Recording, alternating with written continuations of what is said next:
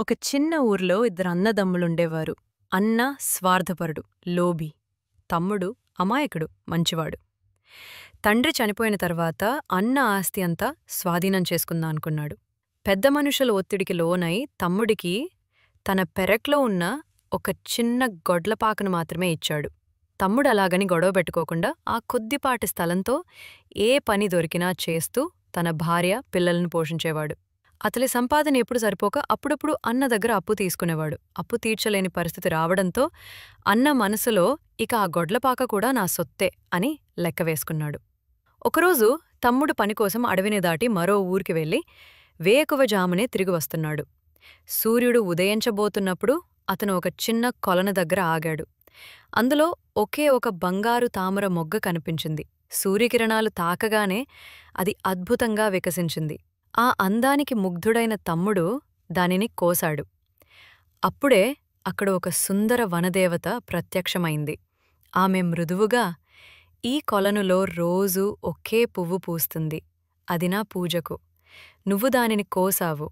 కానీ దానికి బదులుగా నేను నీకొక వరం ఇస్తాను" అంది. తమ్ముడు వినమ్రంగా, "దేవీ, తెలియక చేశాను. పువ్వు మీకే. కాని మేం ఎప్పుడూ కొరతలోనే జీవిస్తున్నాం. మాకెప్పటికీ అసంతృప్తి రాకుండా దీవించండి" అన్నాడు. దేవత చిరునవ్వుతో, "మంచి వరం కోరుకున్నావు.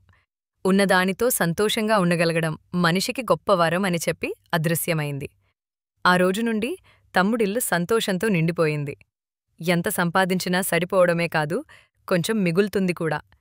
అప్పులు తీర్చి అన్న దగ్గరికి తిరిగి అప్పోడగాల్సిన అవసరం లేకుండా పోయింది. తమ్ముడి ఈ మార్పు చూసి అన్న అనుమానపడ్డాడు, ఏదో నిధి దొరికింది అని. అతన్నడిగితే అమాయక తమ్ముడు నిజం చెప్పేశాడు. బంగారు తామర, వనదేవత, వరం అన్నీ వివరంగా చెప్పాడు. మరుసటి ఉదయం లోబీ అన్న సూర్యోదయం కంటే ముందే కొల్లు దగ్గరకు వెళ్లాడు. తామర వికసించగానే దాన్ని కోసి గట్టిగా పట్టుకున్నాడు. వనదేవత వచ్చి, "ఆ పువ్వు నాది, ఇవ్వు" అంది. అన్న అహంకారంగా, "ముందు వరమిస్తే ఇస్తా" అన్నాడు. దేవత విసుగ్గా, "ఏం వరం కావాలి" అంది. అన్న వెంటనే, "నేనేమనుకుంటే అదే వెంటనే జరగాలి" అన్నాడు. వరమిచ్చి దేవత పువ్వు తీసుకుని వెళ్ళిపోయింది. ఆనందంతో మదిలో మొదటి ఆలోచన, మామిడి చెట్టు పళ్లతో నిండిపోవాలి. అలా జరిగింది.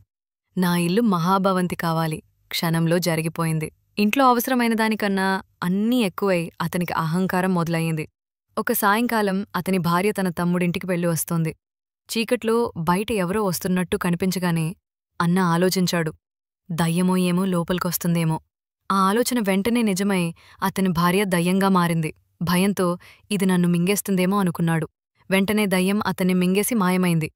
అన్నకు పిల్లలు లేకపోవడంతో అతని ఆస్తి అంతా తమ్ముడికే వచ్చింది. నీతి: సంతృప్తిలోనే సంతోషం ఉంటుంది. లోభముంటే వరాలే శాపాలవుతాయి.